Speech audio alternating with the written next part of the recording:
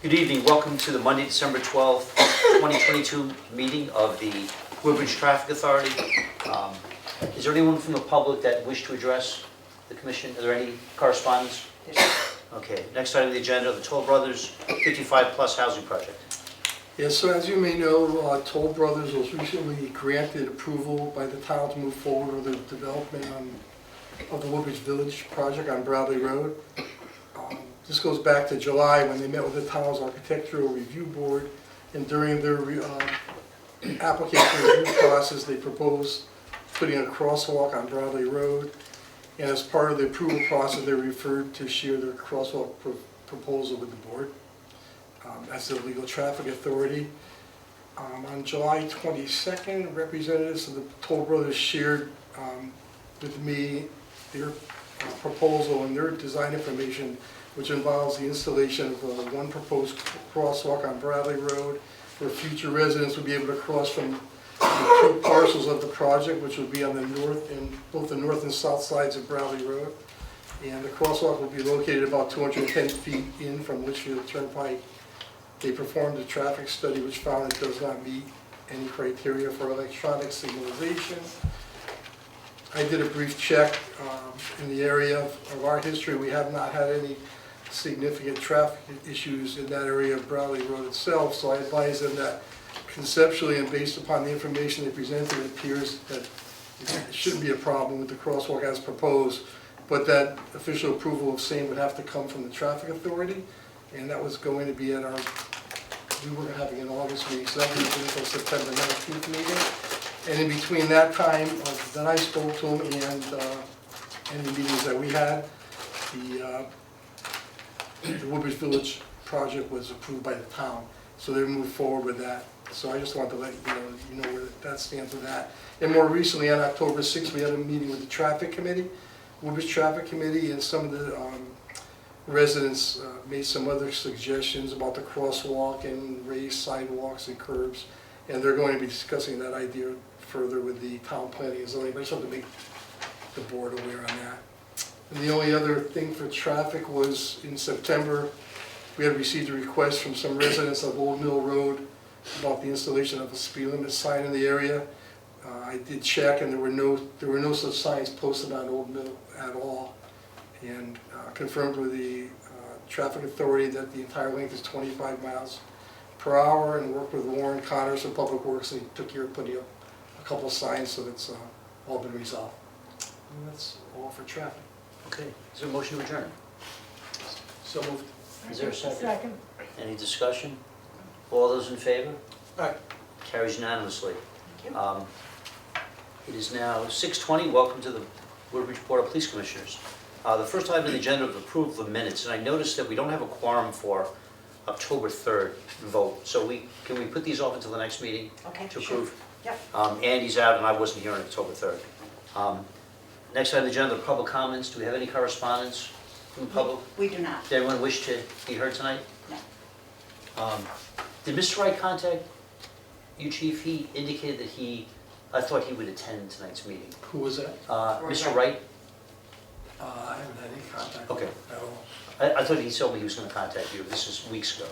No, I never heard from him. Next item on the agenda, the review of the reports. First item is the financial report. So currently, we've completed the first 5 months of the fiscal year, and we're remain on track. We're at 42.5%. Just a couple of things I wanted to point out. That our police overtime and dispatch overtime lines have been significantly impacted since the start of the fiscal year, with several month vacancies of both an officer and a dispatcher position, so along with several extended absences, one which was workers' comp related. So our police overtime line is currently at 70.4%, I believe, and our dispatcher overtime line is up to 110%. And this pretty much correlates directly with our allocated amount of manpower and our obligation to maintain adequate staffing levels while adhering to the contractual stipulations that we have. And we continue to provide the same services we've provided over the years, but we're doing so with three bodies less on the patrol side. So that's where we stand. on those two lines. And then another one that was over, that I call your attention to, is the repair maintenance vehicle line. It's 53520 is that line. And that's currently at 91.2%. And that's all has to do with our high vehicle mileages, routine maintenance, inflated prices that have gone way up, supply chain shortages. And a big chunk of that went to 4 unanticipated major repairs, 4 different vehicles with 4 major repairs, and that alone allotted almost 1/2 of that total budget went to those 4 things. So, that's right. But overall, we're still on track. So the items that are over, they would be paid for or transferred? Yeah, I'll work with the finance director to do whatever Just we have kind to of do. move them. Yeah. But overall budget where we want to be?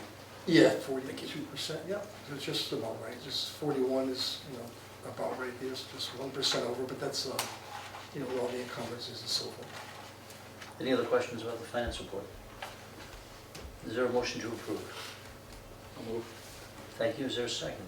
Second. All those in favor? Aye. Carries unanimously. Next item is the activity report.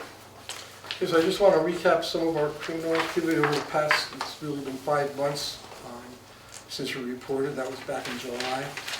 So since then, from July through the end of last month, we had 8 burglaries throughout town, 4 were commercial burglaries and 3 were residential burglaries.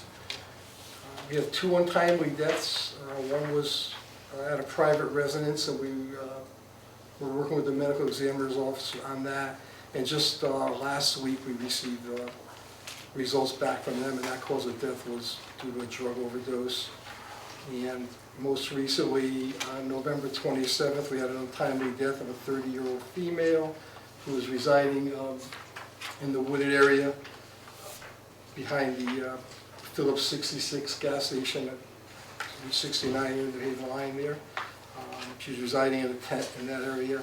That case remains open pending toxicology reports from the medical examiner. We had 60 various fraud cases reported over the last several months, mostly involving identity theft, stolen altered checks, thefts from the mail, and we'll continue to work closely with the postal inspectors and bank security people on that. We had 6 reports of gunshots heard over the past several months, and the one of some significance was on October 10th. There was an incident at Ansonia Road in the vicinity of Johnson Road. 2 vehicles were involved.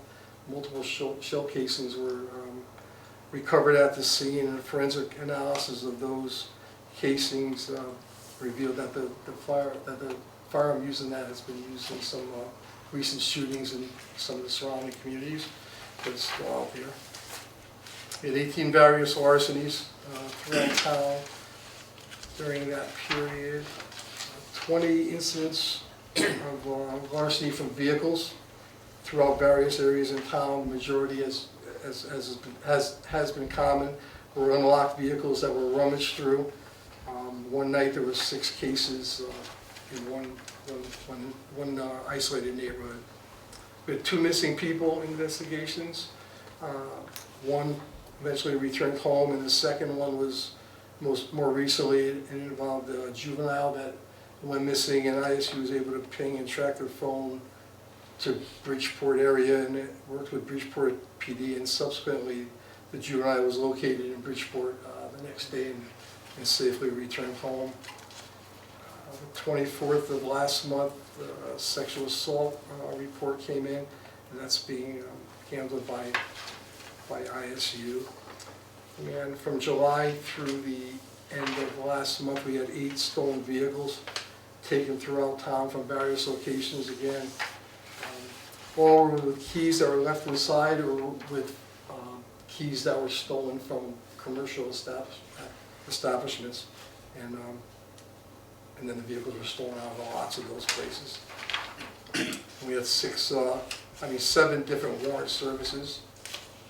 As far as ISU goes, from July through November, they did 68 public fingerprinting requests, 11 pistol permit applications were processed and background checks completed, and 34 new cases were assumed by them. And just some significant arrests in cases that were cleared over the past few months included last month, patrol's arrest of a customer attempting to cash a fraudulent $50,000 check at a local bank. Another case by patrol, 2 juveniles who fled from the scene of a motor vehicle rollover accident at the intersection of Route 69 and Bradley Road during the overnight hours. Fled from that vehicle. The vehicle had been stolen earlier in the day out of North Haven. As I said, they fled into the woods over there and with the assistance of a police canine from Milford. They were able to be located and taken into custody. The suspect from our 2021 armed carjacking that occurred on Warren Road remains in custody, and he was just recently indicted on federal charges for our case, and DNA that was uncovered in association with our investigation here tied him into multiple civil or armed robberies across the state. And from what the deputy and I were briefed on this morning was that looks like he's going to plead guilty to all those cases. I believe sentencing is coming up on December 14th, I think. Working in conjunction with the FBI, the juvenile for a bomb threat at our JCC in June, and for other bomb threats nationwide, was arrested in Massachusetts. They made an arrest on a stolen car that was taken from a Litchfield Turnpike address and drove through a DOT click it or ticket roadblock that they were doing down there. They went to stop it just for a motor vehicle violation. It had not yet been reported stolen. But they were able to subsequently identify the operator and made an arrest on that. And they had a couple, ISU had a couple resolves with fraudulent transactions. One was fraudulent transaction which more than $97,000 was being transferred to an overseas account, and they were able to stop that transfer and get the money returned before it actually went missing. And a suspect in a $28,000 check forging incident was identified following a lengthy investigation. The arrest warrant is pending in court for that incident. And that's about it for the criminal activity. The deputy chief could elaborate on the traffic activity for the recent past. With regards to our motor vehicle activity, our officers conducted 83 motor vehicle stops in the month of November. In the month of October, we had 201 motor vehicle stops. Also during the month of October, we participated in the Distracted Driving campaign sponsored by the state of Connecticut. Most of our enforcement occurred in the area of Amity Road, Lucy Street, Merritt Street, Litchfield Turnpike. We made 91 motor vehicle stops over a 1-week period there. Since the beginning of this year, in 2022, from January 1 through November 30, we've made 1,395 motor vehicle stops this year compared to 738 motor vehicle stops that we made last year, which is an increase in 89%. We have also had an increase in accidents over the year. This past month we had 30 accidents, most of them occurring on Amity Road and Seymour Road. We had 35 accidents in October. So we had a 17% decrease in accidents in November as compared to October, but we're up for the year. Most of our accidents are occurring on our busy thoroughfares, Amity Road, Litchfield Turnpike, and Seymour Road. We've had some complaints from residents regarding North Pease Road. We've focused some of our attention on traffic enforcement and deterrent runs there. We've had little activity there, but we've been out there a handful of times. During the month of November, we've conducted 363 traffic safety patrols and speed enforcement on 364 different occasions. So our officers are out there trying to combat the increase we've had in motor vehicle accidents. It shows up with our activity. However, the accidents are staying steady. When you mentioned the accidents were up on Seymour and Amity, you weren't referring to that intersection, you were referring to just those two roads? Just those roads Okay. in general, yes. Are there any hotspots of areas where we see more accidents than we should? Yeah, Litchfield Turnpike is a speedway, so we've been doing speed enforcement there, quite a bit. We've had a lot of complaints on Racebrook, Rimmon and Johnson, so we've concerted our efforts there. We've made some progress there.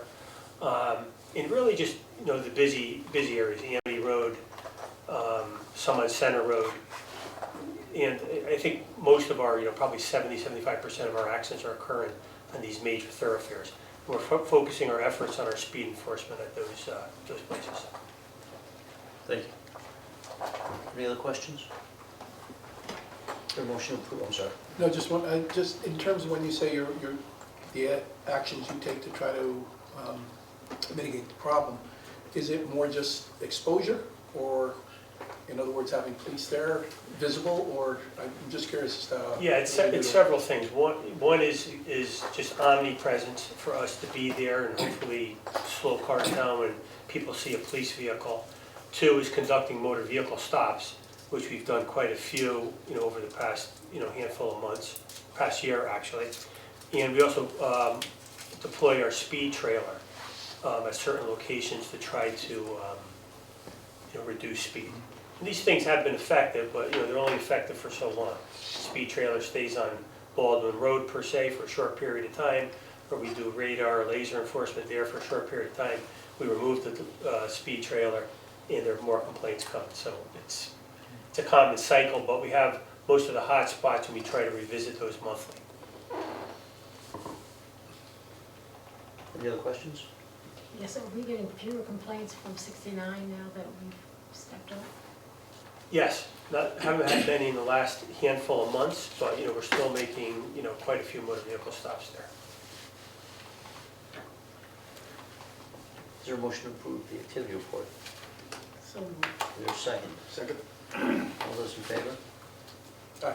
Carries unanimously. Next item on our agenda is the report of the chief.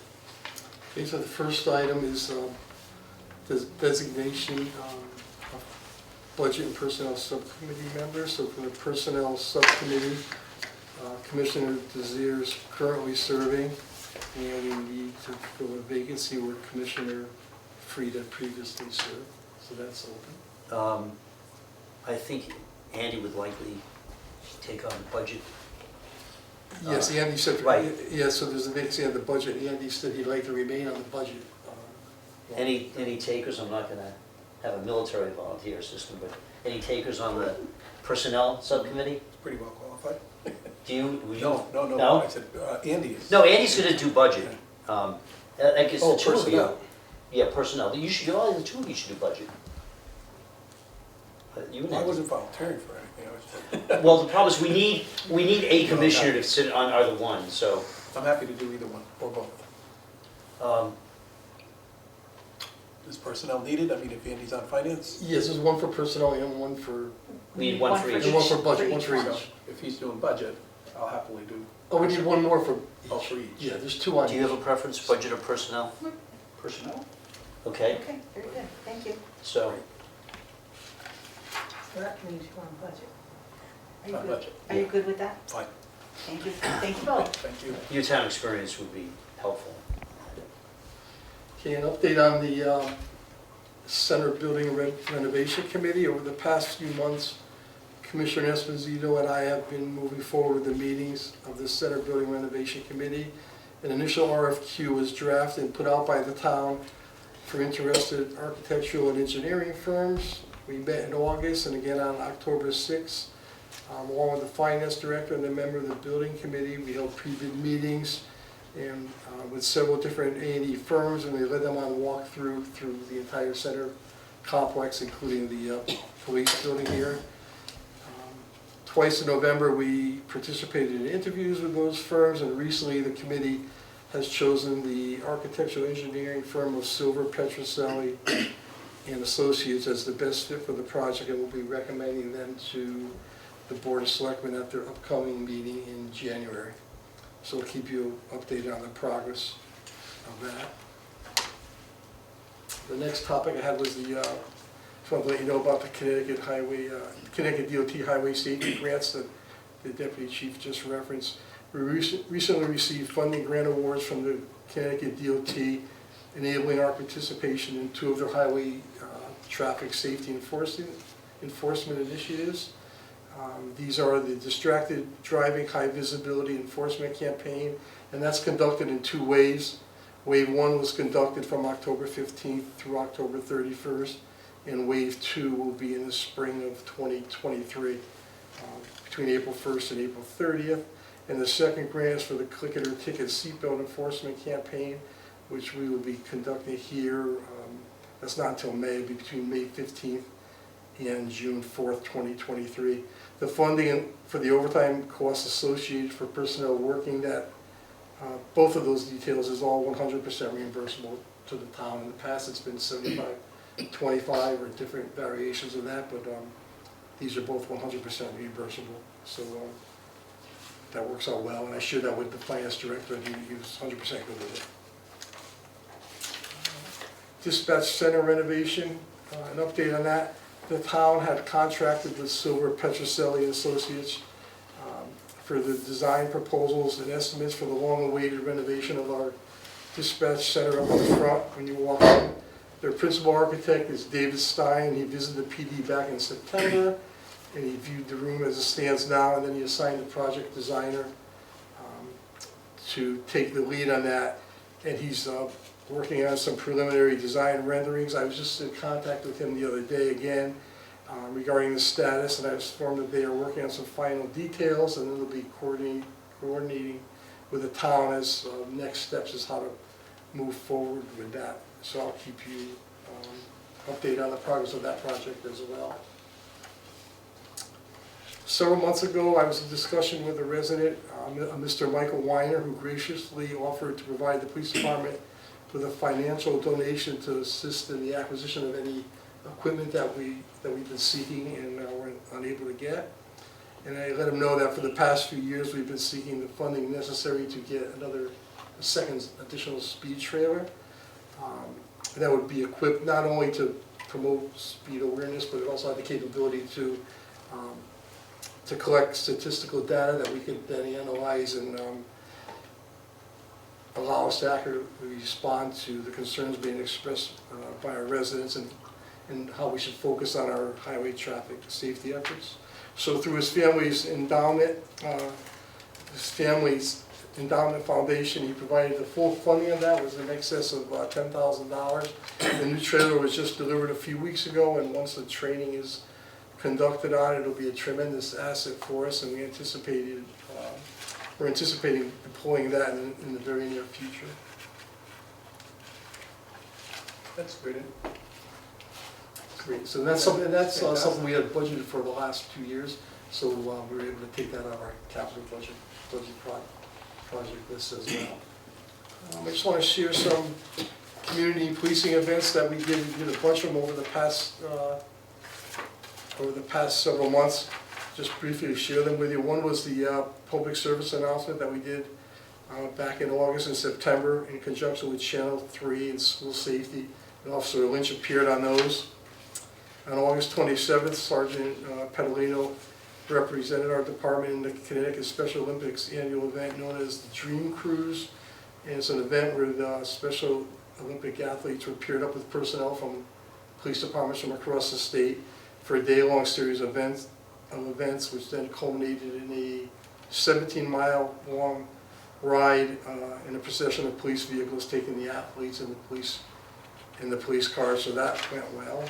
On September 25th, that was a Sunday, we participated in an event, first ever Sirens and Sundays event. It was like a first responders meet and greet touch a truck event. It was coordinated by the police union in conjunction with all the businesses down at the Andreas Plaza. The event was held in the lot there, and it was in conjunction with the police department, fire department, AMR, and Amity Motors, with the attendees receiving free ice cream from the new micro creamery, courtesy of the police union. And that event was very successful, a lot of fun, and well attended. We conducted a food drive in conjunction with the staff of Woodbridge Human Services to benefit the Woodbridge Food Pantry, which is used to help local families in need of assistance. And that was done in conjunction with the Woodbridge Road Race on October 1st. On October 29th, we partnered with the DEA and other local law enforcement agencies from across the state in their 23rd annual prescription drug take-back event. We collected a large quantity of unwanted and expired pharmaceuticals, which at the end of the day were turned over to the DEA for proper disposal.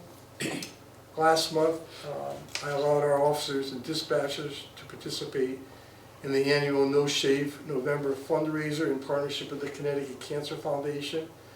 And they raised funds to support cancer prevention, research, and education. Again, for this very worthy cause, their efforts were very successful, and all the proceeds went to benefit Connecticut cancer patients. And the last two events were this month. On Saturday, December 3rd, the department conducted its annual Stuffer Cruiser Holiday Toy Collection event. It was held again at the Andrews Plaza. Starbucks Coffee participated, Katz's Deli, the Micro Creamery, State Farm Insurance, and the UPS store of Seymour all contributed to making that a success. It was, again, a huge success. I think they got 6 large boxes of toys were donated and picked up by the Marine Corps. I think there's another 2 boxes that are pending that will be picked up, so I think it'll be a total of 8. So it matched what they had done last year as well. So that was successful, and the weather wasn't very cooperative, but it still worked out well.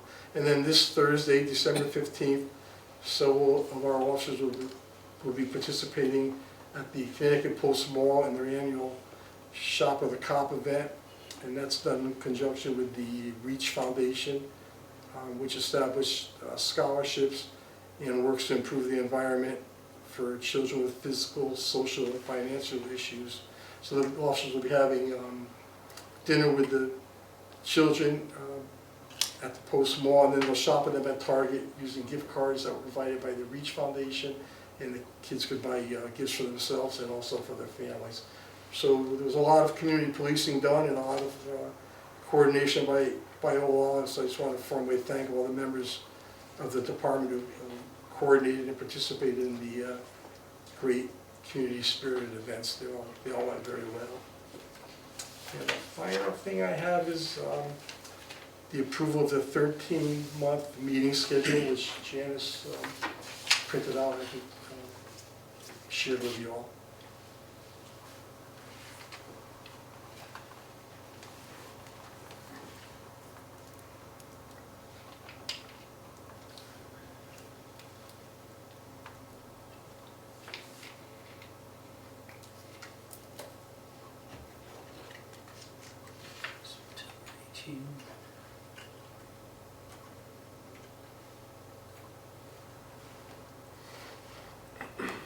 I normally wouldn't ask that we consider approving it without all the commissioners, but I think maybe we can just approve it, and then if Andy can't Yeah. make anything, we can always alter it as we go along. Absolutely. We've done that before at special Absolutely. meetings. And likewise, if anyone, if something comes up, obviously, Yeah. then you really want to be part of, just, we can always change the meeting if we have to. Yeah, it's due at the town clerk's office by the end of the month, so. Yeah, so I let's do appreciate it. that. I know trying to get everyone to attend every meeting is probably impossible anyway, so. Absolutely. Is that okay with everyone?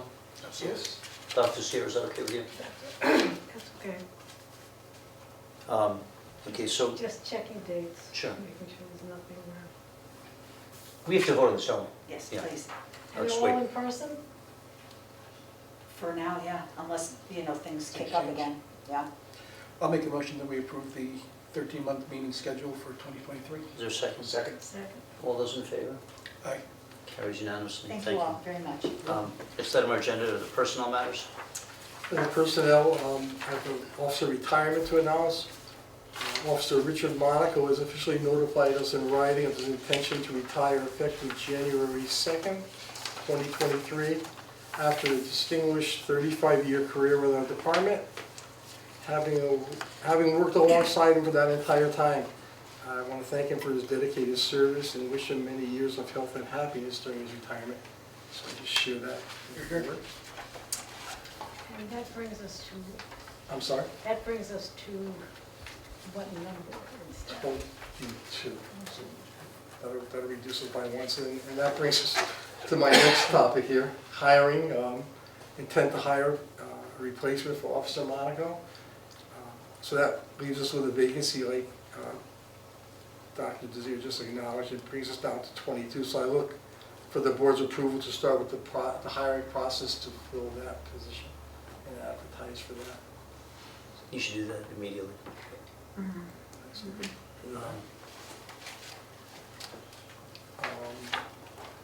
And so I'm going to go with starting with that, we're going to try to go with a new recruit. The last 7 people we hired were all certified officers, and I feel strongly that we should probably, they're all working out well, and they're all great officers, and we're able to, the good thing is we're able to bring a certified person on quickly. Right. The bad thing is, we're looking for people that are going to be here for the long haul, and a lot of those guys have already done 20 or 25 years, some, not all of them, but the majority of them have done, their 20 or 25 years somewhere else. So, I think it'd be nice to get a new, fresh face and be able to groom someone and hopefully get them here for the long haul, and we can prepare for the future, because in addition to those, the certified people that we have a lot of other, Rich, also Monaco's retiring, and there's several others that are all in the next few years will be reaching their 25 years, and little by little we're kind of depleting the long-term players. So we'll start with that and see where that leads us. So thank you for that. I just want to update you on some extended absences that we have. We currently have one officer who's been out of work on an extended medical leave since September 20th.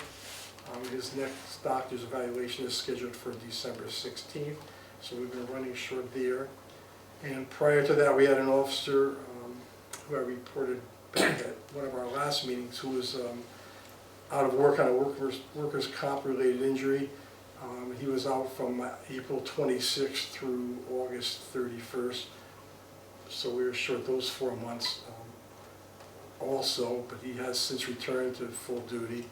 And currently we have one dispatcher who's out in extended medical absence since September 17th. It's not workman's comp related.